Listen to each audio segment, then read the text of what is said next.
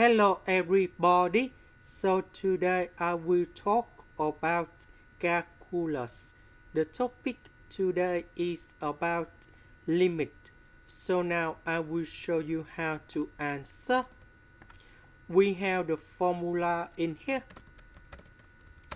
A squared minus b squared equals to a minus b multiplied by a plus b.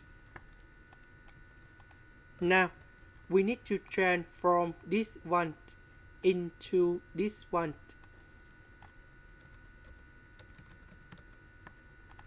Next, we have the formula in here.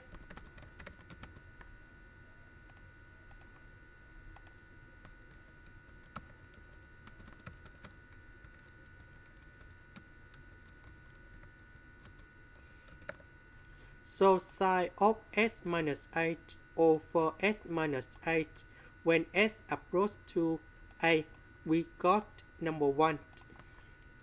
And now we have the final answer in here. So I will put a cone here.